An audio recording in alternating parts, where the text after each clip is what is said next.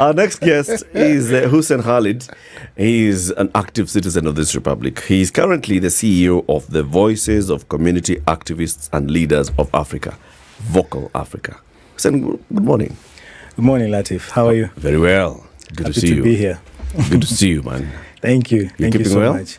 Yeah, trying to keep well. Yeah. As every Kenyan is. It's important. I've noticed that your latest style is these stripes. Well, Or is it a coincidence? it's black and white. We're peaceful, but we're protesting. So we're protesting in black, but we're also very peaceful. So that's the idea. Black and white. That's a good message. Okay. And Meskia Baba. Lands well, eh? Yes. All right. Give him the day's proverb. Right. Our proverbs for the whole of this week come from the Republic of Angola. Oh, Yes. must be Portuguese then. No, it's in English. I got the English version because I honestly do not know even one word in Portuguese. One who throws the stone forgets. One who is hit remembers forever. One who throws the stone Forgets. One who is hit remembers. Always remembers. Nice one. What's your interpretation?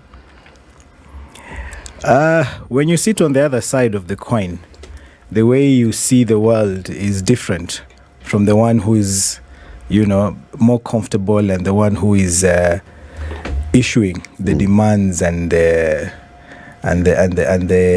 calls for different things. I think this world, in every way you look at it, there are always two sides of any story. No matter how thin you No slice matter it. how thin you slice it. We're just seeing on the news, Keter's Woods, he has his story, Yep. and the DCI have their own story, Yep. Yep. So, and I think that's how we need to view many of the things that are happening in the country.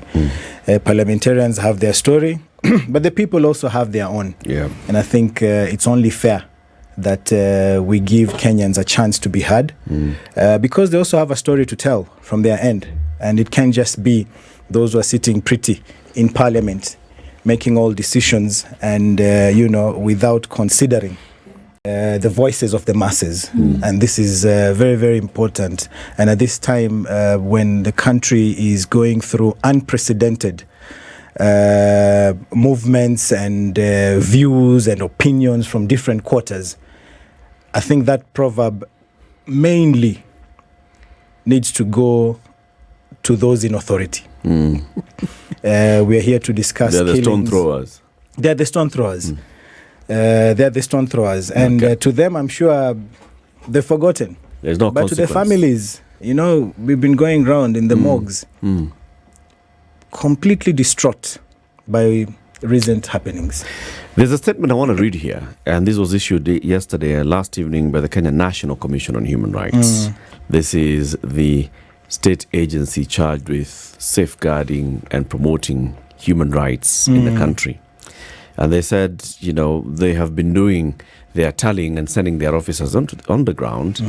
And the latest one they're saying is data from our records indicates that 39 people have died and 361 injured in relation to the protests countrywide. This is a cumulative data from the 18th of June to the 1st of July.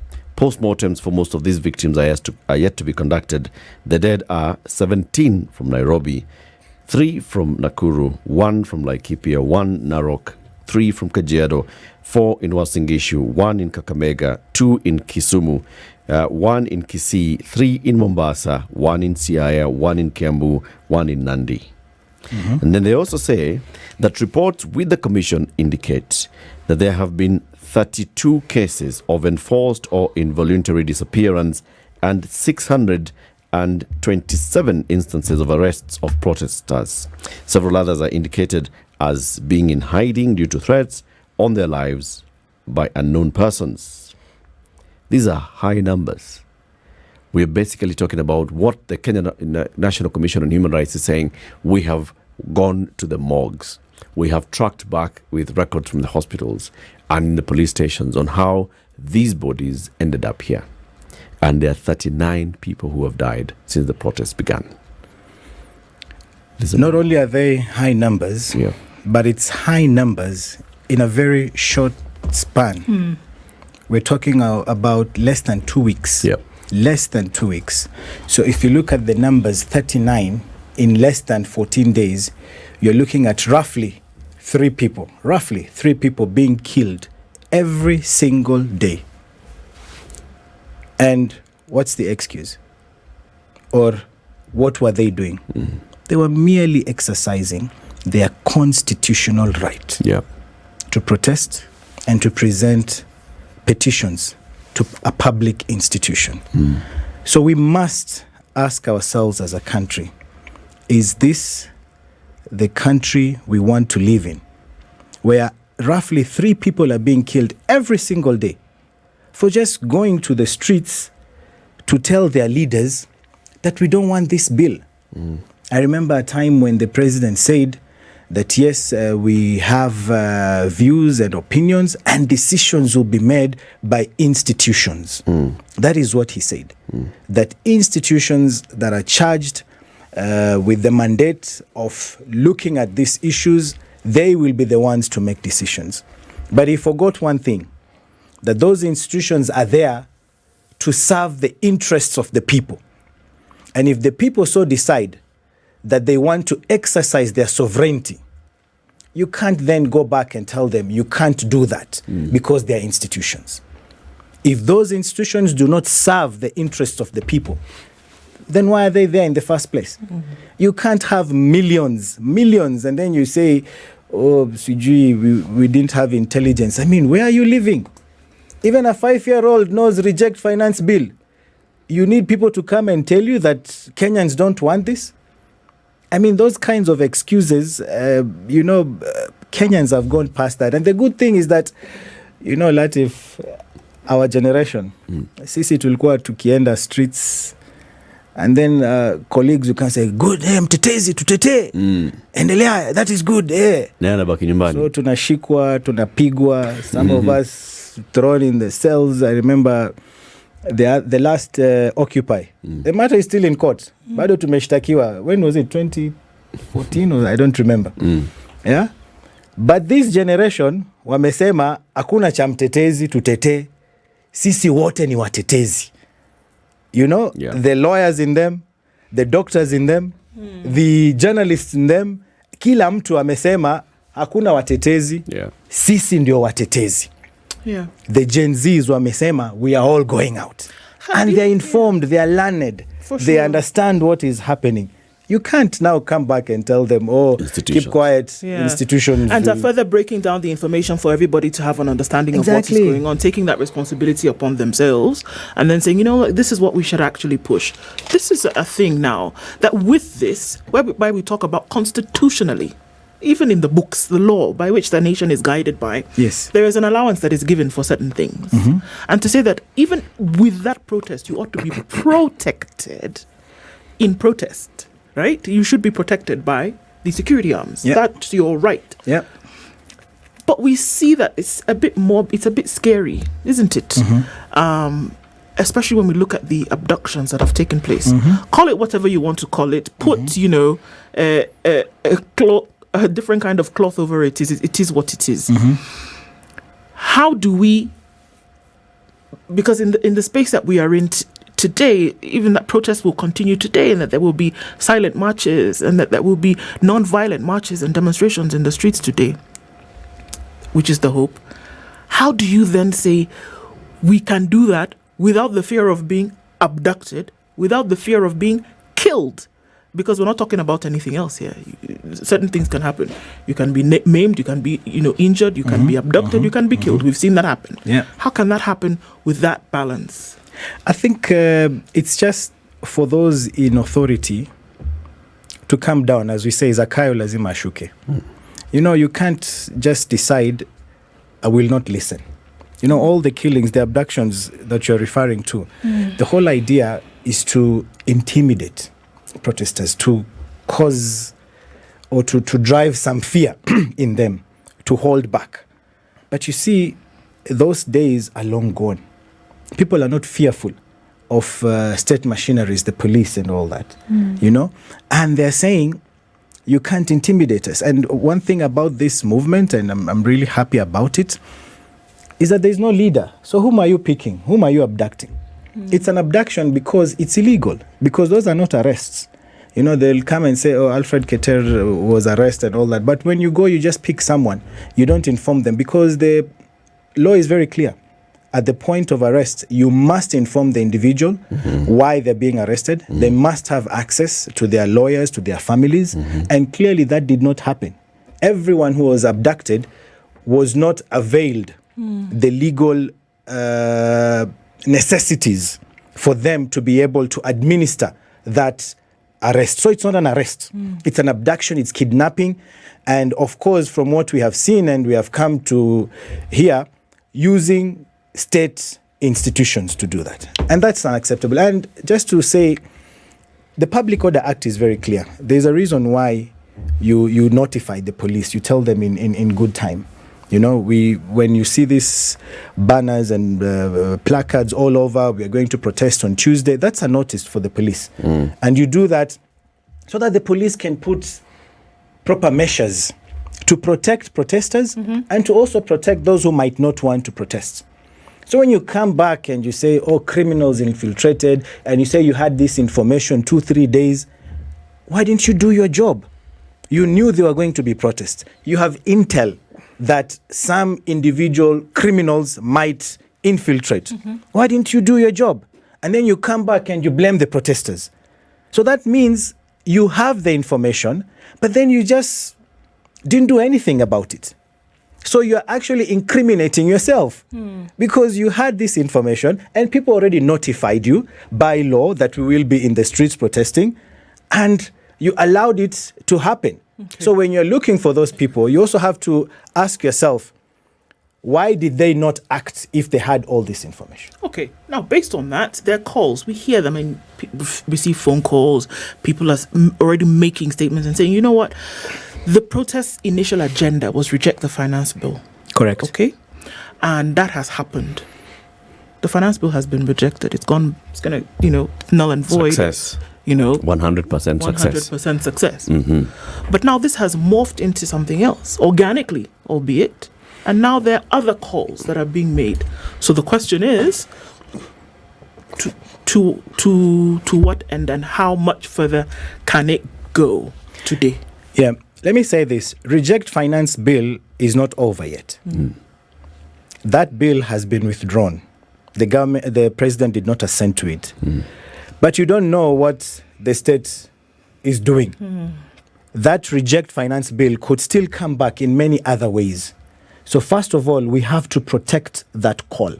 We have to make sure that the demands no over taxation. You see, already we are seeing the finance bill reintroduced in another way.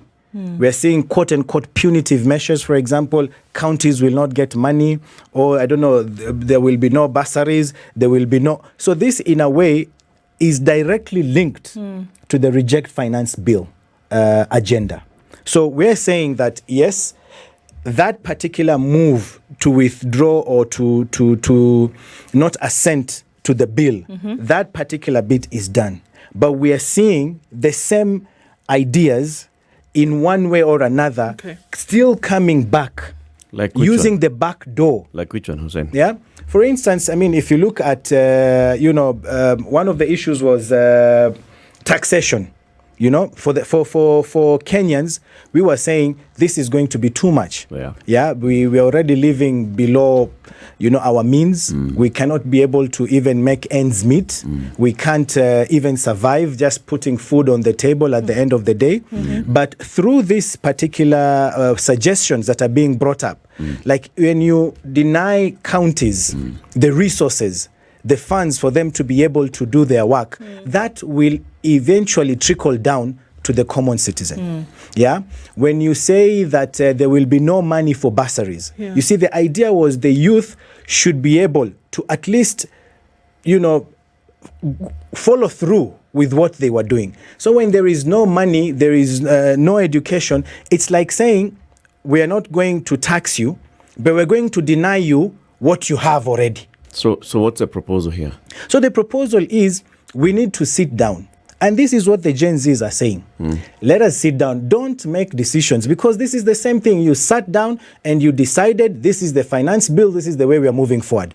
Now you've withdrawn that bill. You are again sitting down by yourselves again and deciding, now that this finance bill is not there, by yourselves, this is what we're going to do, this is what we're going to cut. And that is what the Gen Zs are saying. He is not getting it.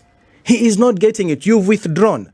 Call people, now that we've withdrawn, we don't have this, we don't have this, we don't have this. What do you propose we do? Fine, nimesema first lady, tumetoa hiyo. So then how do we do this? Okay, no taxation. I mean, there is no, some of this that were already removed, I don't know, insurance for the vehicles and stuff like that. So where do we get the funds to cover up for the deficit? So is there a proposal that is being put forth? Because as we headed towards the rejection of the withdrawal of the finance bill, there was a clear proposal.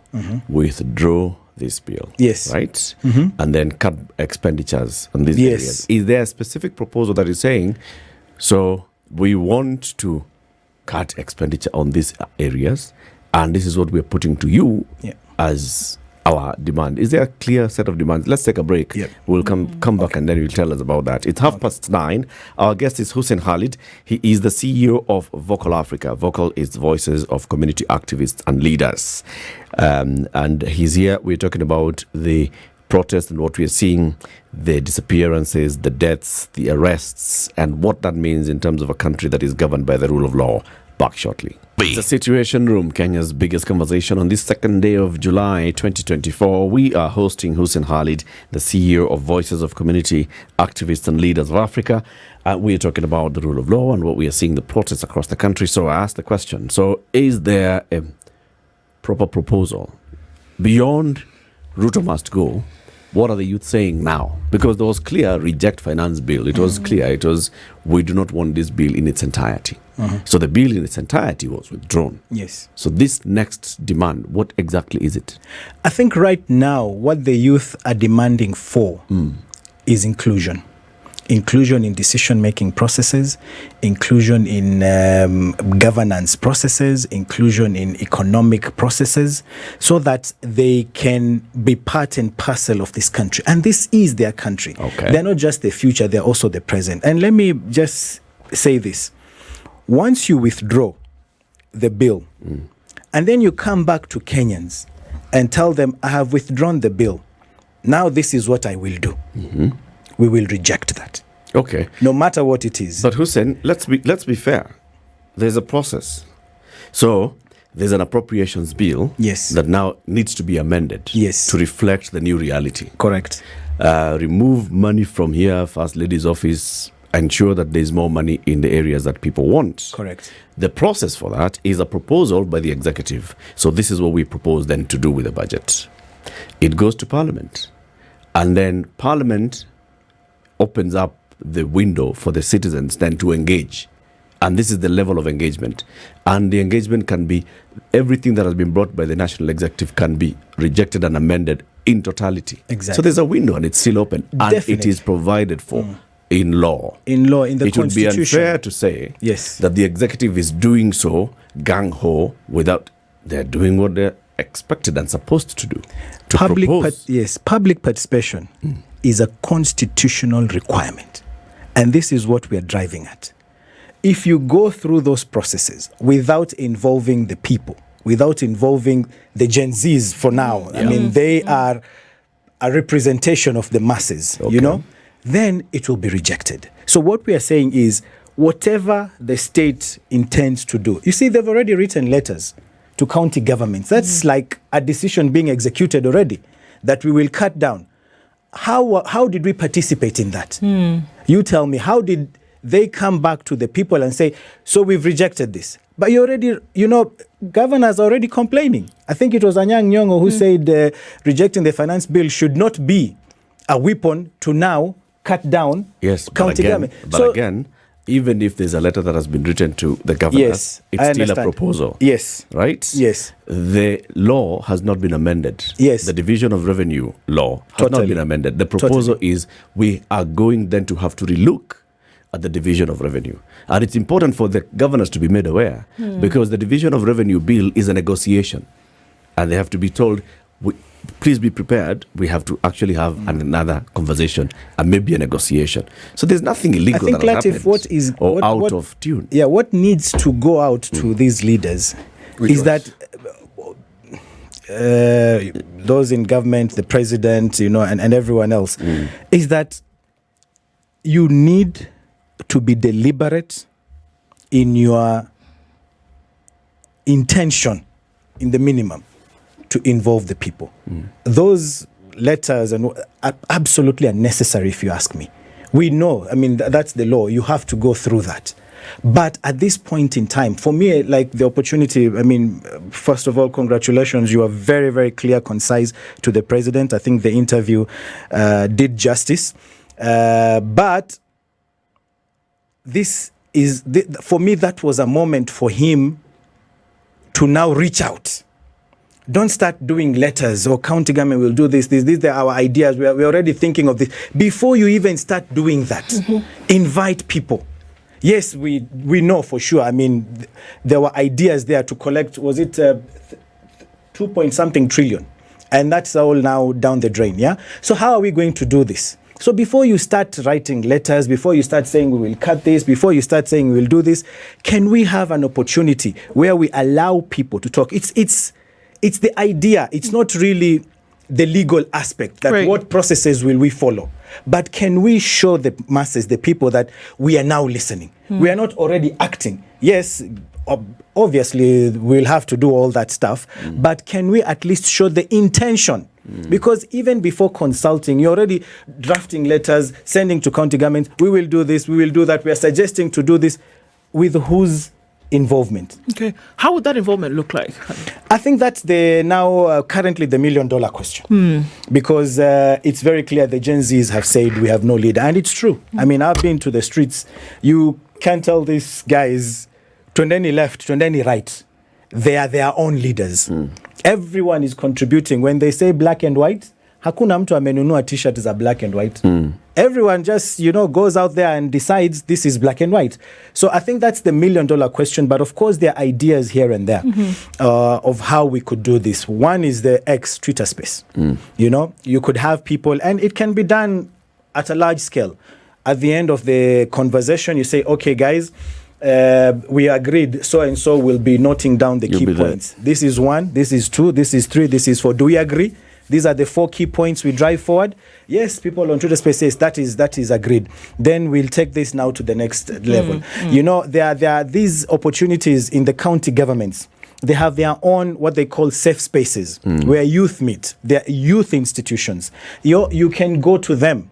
Ask them, what do they feel? You have universities, you have, places of just hanging out. We have to be creative, if you ask me. But yes, I think this is the $1 million question right now. So how then do you take views and opinions of a group that is leaderless? And anyone who comes forward and says, mimi sijui ndio kiongozi, sijui nini, huyo ni imposter. But surely are you suggesting that a movement that has morphed into an extremely effective protest, dates are set, people go out into the streets, people understand that they are not supposed to cause violence, they understand that they must demonstrate everything that could be described as peaceful, and this communication is received by everyone who goes out? It means there are elements of leadership in the process. Now, whether we're talking about traditional leadership who go to Uhuru Gardens to make speeches or Makadara grounds, they are not that.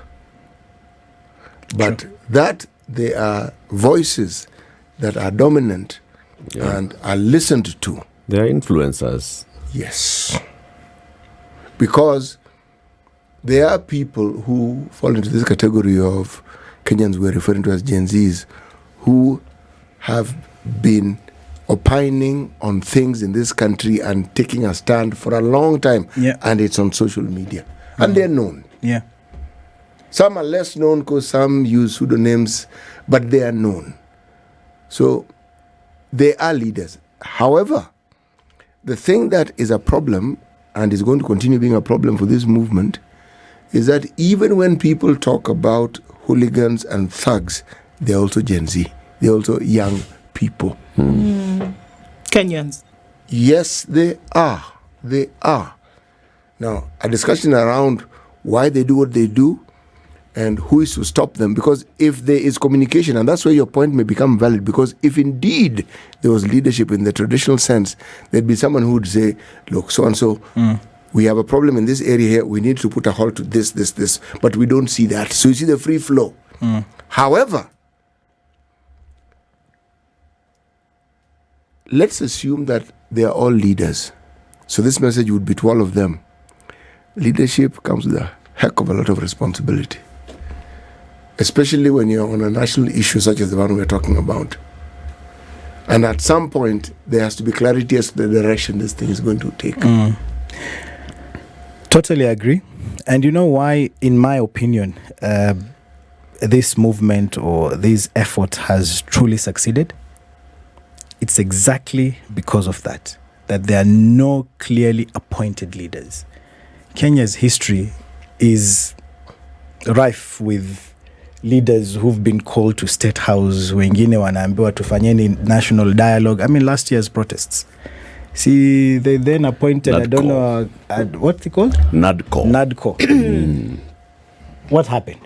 Where is that report? What has come of it? It's coming. being processed. You know, it's being processed, Really? exactly. The NAD didn't call. Be patient. The NAD didn't go. So if you ask me, the reason why this one has succeeded is because those in power, those in authority, are not sure of who exactly should I bring Who to they're the dealing table with. to quote-unquote bribe, to quote-unquote convince, because you abduct this one, they tell you, oh, you're still leader wetu. But then- we are still going. I think, Hussein, this is where now the other problem is. Yes. So first of all, I'm increasingly moving away from accepting that this is a leaderless movement and all that. This is a movement that has influencers. Who is it who has influenced people to accept to be in Kunguru today, the black and white? This conversation must have started somewhere, and then it gathered momentum in certain spheres. Then it was accepted widely. There are people who start and they amplify each other's messaging so that people end up, okay, so we are doing Tuesday and we are doing black and white. It has leaders. But even those who are influencers and they know themselves to be influencers do not want to come out as leaders because they do not want that other bit, the responsibility that comes with leadership, what that city has talked about, and the accountability that comes with it. Because it's easy for you to say no, but it is not easy for you to say, so what? Or then what? And to take up that mantle of now guiding your people and saying, guys, this may be a good idea. Because at that moment, when now people start saying, but you're the one who told us. It's true. We'll clearly start identifying. It's true. You are the one who told us that this has been agreed. Yeah. What next? And what next? And they don't want to take the responsibility. They are leaders, but those leaders are hiding in the cracks. I totally agree with you. And in any situation, any circumstance, there are pros and cons of that particular situation, that particular circumstance. I think up to now, we have seen the good side of being a leaderless movement. Yeah. But then that movement has to have clearly set objectives to be achieved. So when it comes to now, okay, what are these objectives? Who decides what the objectives are? When you say you are leaderless, then it's open to everyone and sundry to just, come in and say this. And yes, there may be influencers, they're out there. But one thing is clear is that, and we know some of them have communicated on their spaces. People have tried to reach out to them. They're trying to bribe them. They're trying to call them to the discussion table and things like that. But, they're very clear that, look, I'm not the leader. And as you said, probably people are thinking, I commit and say I will do 1, 2, 3, something goes wrong. And for me, this is good, Latif. I think this is good because even when the protests were called initially, it was reject finance bill, and we expected the the usual culprits to go out there to be arrested. But the numbers that poured out to the streets of Gen Zs, no one expected that. No one expected that. And it was like, wow, this is great. And I think the media were very quick in highlighting how they came out. And that also contributed to more and more coming out. And I think it's good to allow this to take its own course. We'll continue this. I know we can't stay like this forever. We won't be protesting for the rest of our lives, for sure. No. Yeah, but can we also give this opportunity, this chance, this movement, space to carve itself? We also don't need to force leaders on them. You never know. I mean, something might come out of this. We didn't expect this. Nowhere in the world have young people come forward in this manner. You didn't plan for it. I didn't plan for it. No one planned for it. But it happened. And look at the difference it has made in this country. Other countries now, the youth are now, psyched up, and they're saying, look at what Kenya is doing. We also now want to go to the streets. And let's give it an opportunity to just have its own life. I mean, I don't know who will come tomorrow as an influencer. I mean, it might be KTN that then takes the lead. I mean, you guys were brilliant. Yeah, threats to shut you down and all that. And by the way, I mean, that statement, like, we will not be intimidated. That's quite powerful. And no one planned for it. You didn't think that day you'll come and you'll say that. So my take is, let's not force leaders. Let's not force a form, a structure on this. We are in the process of learning ourselves. I don't know, maybe the next few days may be detrimental to the movement. Yeah. It may be positive to the movement. I'm not sure. But can we give it space? We give it time. For it to... But as we give it time... Yes. Is it what you're saying, that then the government should not do anything? As we give this movement time to morph, No. do not come up with proposals of now what to do, where to cut budgets.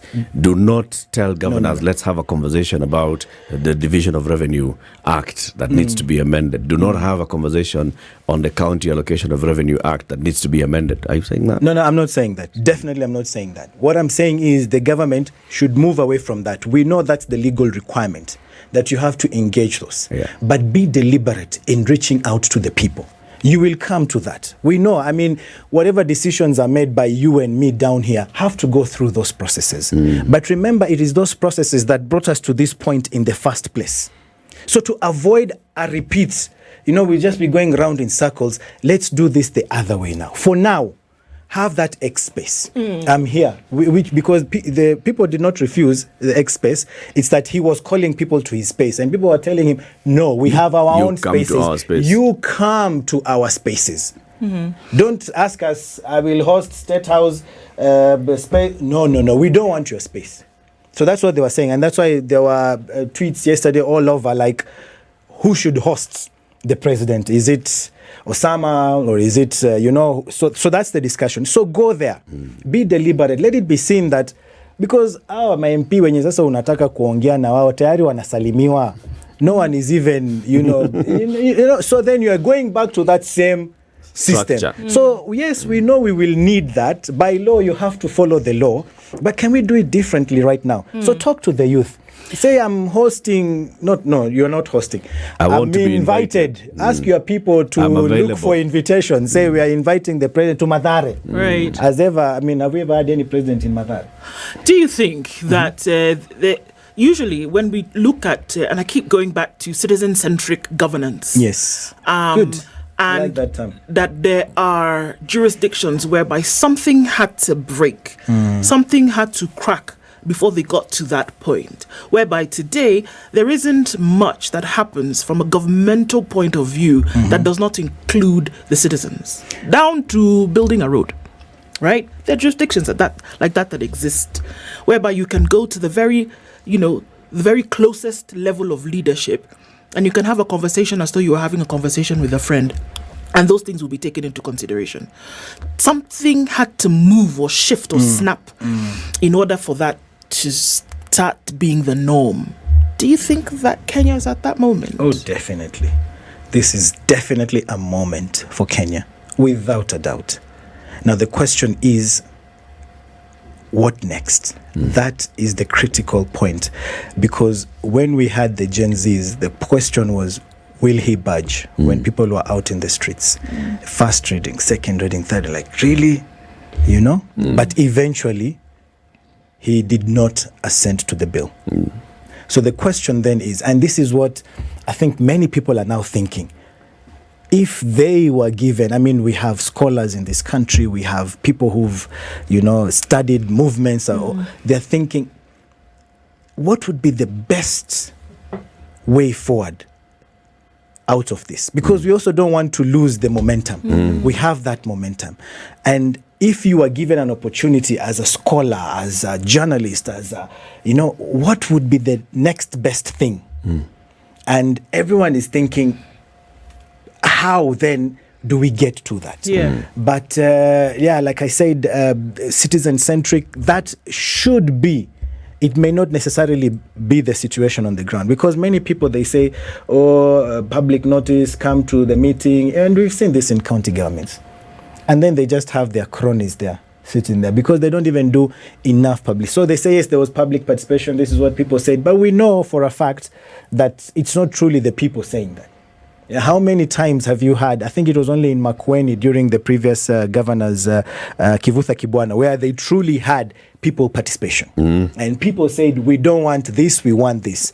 But hizi nyingine nyingi, they sit, they decide, and then they, just have one or two meetings, which really don't represent the masses. So I think the question for me is, how do we truly achieve a citizen-centric governance in this country? That is very important. I would ask the question to add on to yours. How do we achieve a structured and enduring citizen-centric way of doing things? You see, it's something that cannot be put in a box to say this is it.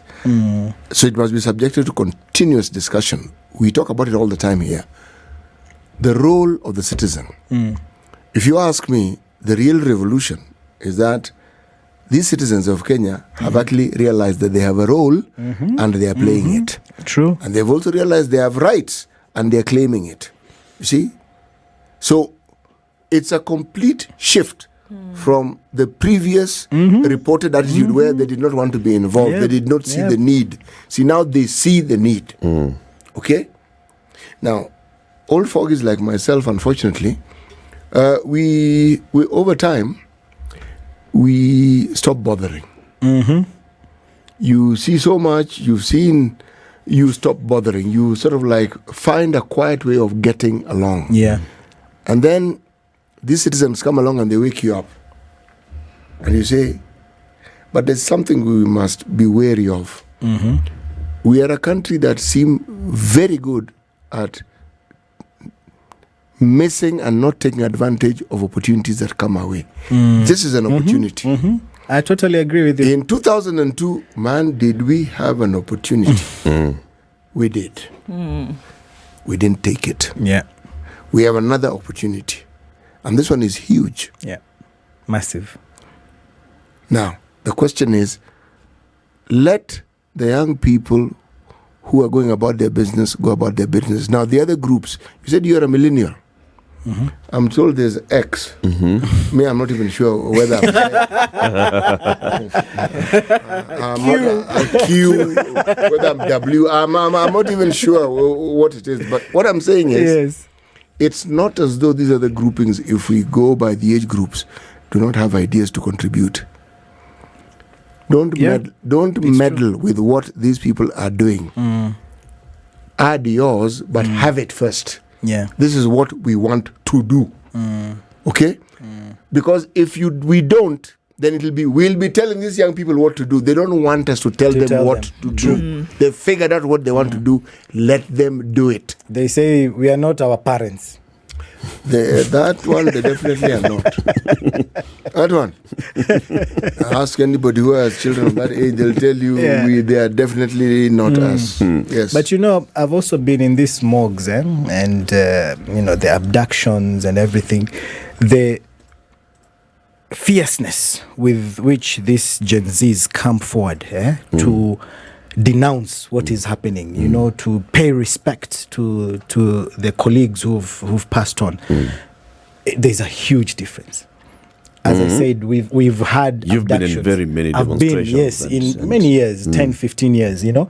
I mean, I've never seen in a protest someone killed and then colleagues coming to carry you, get the Kenyan flag, drape over you, and they're like singing the national anthem. I mean, we must give credit to this generation.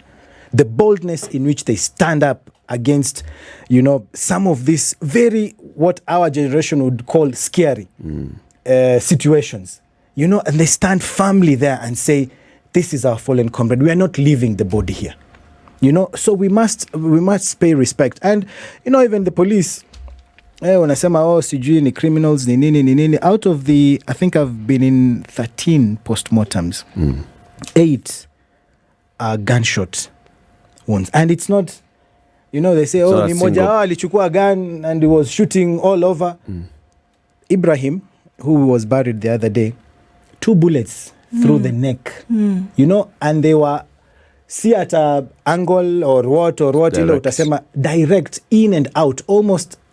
That's not someone who has started using the gun today. Somebody knew what they were doing. You know, 2 bullets, unajua hata ukipigwa moja, you'll start falling. But before you hata moja, another one. And it's like, you know, close range. You know, and I mean, how do you then just say, and one of them alichukua gun and was shooting colleagues? I mean, for what purpose would they do that? You know, but you know, I think President and his team, they have CCTVs, wanasema, and all that. And the funny thing is that they're not shared. So you have this footage, and you want to counter whatever is being shown out there. Why don't you share it with the public so that we have this and we know how to tell the story? So some of these things, I mean, we hear them, and you know, the killing of Evans, his pelvic bone. I mean, I don't know if I'm allowed to say those things on radio. Was fractured. When they opened him up, they said some of the intestines had moved up to the chest. You can imagine the pain this individual was in before dying. And we can't just then say, okay, forgive and forget. Can't dismiss it. Yeah, so you can't dismiss that. Out of the, you say you've attended how many postmortems? 13. And out of them, how many were gunshot wounds? Gunshot wounds were 8. And how about the other 6? The others is blunt force trauma. Blunt force trauma. As someone was hit, or again, someone might say alianguka, but pia kuanguka does not really cause that kind of damage. Different so yeah, I mean, blunt force trauma probably most likely. So it was heat, clobbering or something like that. Yeah, actually, the 5, it's blunt force trauma. So, I mean, if you look at what's happening in the country, and you know, now this is the era of information technology. This information is out there. Everyone has it and can see and can learn how, you know, these things happened. And you can't just brush that aside. You can't just brush that aside. Hussein, we thank you for joining us today. We hope that today will be peaceful. We hope that today we will not see people being taken to hospital with injuries or being taken to morgues dead. We pray that everybody participates in this peacefully. And I hope that, you know, the people who are out there, if there's anybody who's behaving in any manner that appears to be untoward, they can be called out. Yeah. Because if there's anyone who's infiltrating, then they should just be called out. Can I say something? Yeah. The police can do better. They definitely did not do their best. No. And they can do better. And this police service must respect the constitutional guarantees of the people. Indeed. Hussein Khalid, the CEO of Voices of Community Activists and Leaders of Africa, Vocal Africa, has been our guest. Have a good day, people. Take care. We'll be back tomorrow. It's 10 a.m.